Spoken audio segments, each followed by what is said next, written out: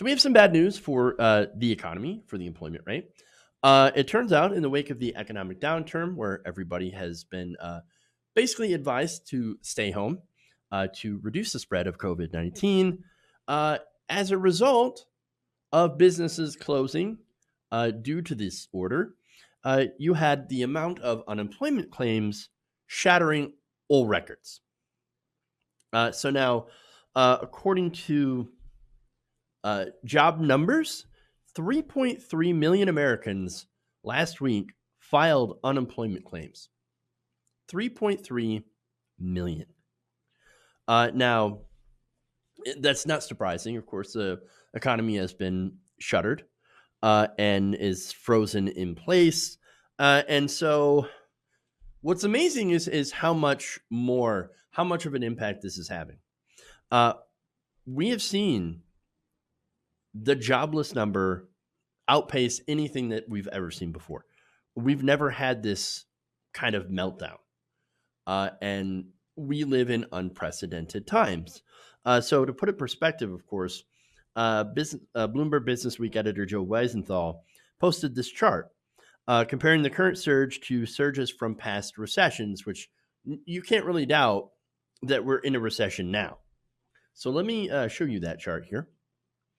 So you can see 1970 to 1974, past recessions, and then we get to 2020, and whoa, yeah, wow. So we are in again, unprecedented health and economic crisis. Those two things are linked.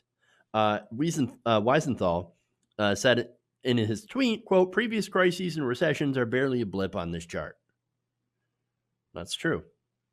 Now, here's the thing. In response to this, these millions of people now filing for unemployment, the Republican Senate just passed a $4.5 trillion bailout bill to corporations.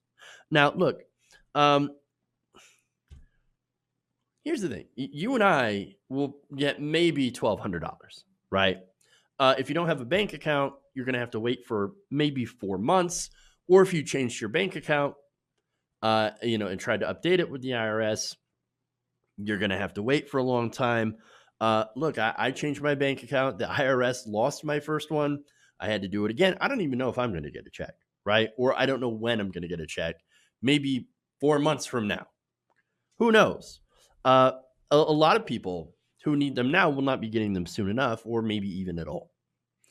So now, at least they expanded unemployment, and that's, of course, thanks to the actions of Bernie Sanders. We'll talk about that later. But here's the thing, right? It's not enough. You have 3.3 million people that are filing unemployment, more to follow, right? You have an economy that is basically frozen in place. So yes, people are going to need money. And what we really need to do is something I've been talking about for a while: freezing rents and mortgages and credit card payments and student loan payments and car payments, all that stuff. If the economy is going to freeze for the majority of Americans, then the bills need to stop too. Just until this is over. I mean, how else, if people aren't getting income through no fault of their own, businesses shutting down for health reasons on a temporary basis, then yeah, temporarily we should suspend all that stuff. The bills. It doesn't make sense to go on with the economy as normal, right? At least that part of the debt collection part of the economy. It doesn't make sense at all. But, Jeff, that's why they're giving you unemployment insurance and $1,200. $1,200 doesn't cover most people's rent. Let's be honest. It doesn't. So it's really barely anything, and it's only a one-time payment. What if this goes on for months? And it probably will. And so, and as some of you point out, only people who file taxes will get that $1,200. And so some people who didn't make enough money back in 2018 or who had filed taxes this year. And look, if you haven't filed yet, which some people have not, um, and you made $75,000 or over $75,000, right? Which is the cutoff point. Well, then you get nothing, even if you lost your job and really need the money now. So there's that. So look, it's not enough. It's a disaster, right? And so, look, here's the thing: the Trump administration, as well as countless conservatives, right? And so this is echoing through the conservative talk radio and television sphere now. And my friend works for the Young Turks, Edward Umana. He's like, that's gonna. I mean, this is the power of propaganda. It starts out in one place, and then they all echo the same thing. And now you have a lot of people on the right, in right wing talk radio, right wing media, that are saying, "Oh, let's just send old people back, or let's just send people back to work, and if they die, they die." I mean, we would rather do that than destroy the economy. Again, you had Glenn Beck in his bunker the other day saying, "Oh, I'm in the danger zone." Yeah, so we all need to get back to work for the economy. Now, Glenn Beck is in a bunker. That's where he broadcasts from. He ain't in no danger zone. In fact, nobody who is saying this really has to work without that social distancing, right?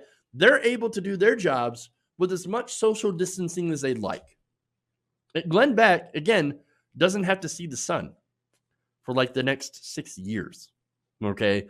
He's probably got a bunch of stuff stockpiled in the back. I mean, food buckets, probably the Jim Baker buckets. Gross. And so he doesn't need to be around people. So what risk are you taking? What risk is Lieutenant Governor Dan Patrick taking? No, he's just going to stay in his office. Like, I don't need to go nowhere. I can work from home. Like, that's fine. I can Skype into meetings. Whatever. Not only that, but you also got Britt Hume saying the same thing, right? All these Wall Street folks, except for Mark Cuban, weirdly enough. He's like, no, listen to the doctors, stay the F home. All right, well, I agree with Mark Cuban on something weird. So look, they're not out there on the front lines. They're not in the hospitals, right? They're not stocking shelves.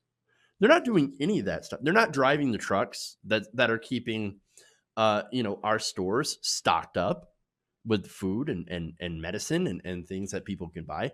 And so, look, unless you're doing that, you probably shouldn't be telling people to get back to work. All they're doing is, watching out for their portfolios. That's what it is. And those portfolios have taken a beating because of this. And oh my God, there's a few less millionaires. In fact, actually, saw a report earlier where there were 500,000 less millionaires now in this country because of this. Oh my God. Are you guys going to be okay?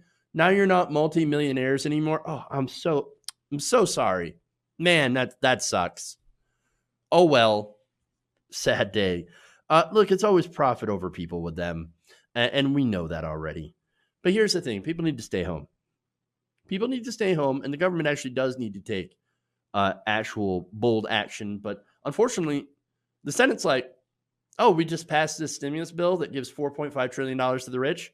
And by the way, I reported it before as $500 billion. Now, it turns out that you can leverage that tenfold with the Federal Reserve. So actually, that $500 billion can easily turn into $4.5 trillion. And guess what? That is under the auspices of course, Mr. Steven Mnuchin, head of the Treasury. So, yeah. No, the government needs to take that bold action. They won't. They're off till April 20th, which is a disaster. And so, unfortunately, that money, that one-time payment is going to run out. And we're still going to be dealing with this by then, right? And so either they gave us additional help or the economy implodes further, or there might even be a general strike. Hey guys, hopefully you enjoyed that free video. Now I'm going to have to ask you a favor.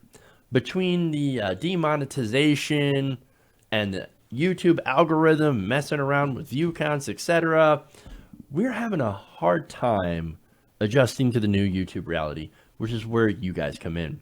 See, we have a Patreon, patreon.com/TYTNation, set up to help us rely on you guys, the viewers, instead of big corporate ads. Look, you know the show. You know I'm not in favor of big corporations anyway.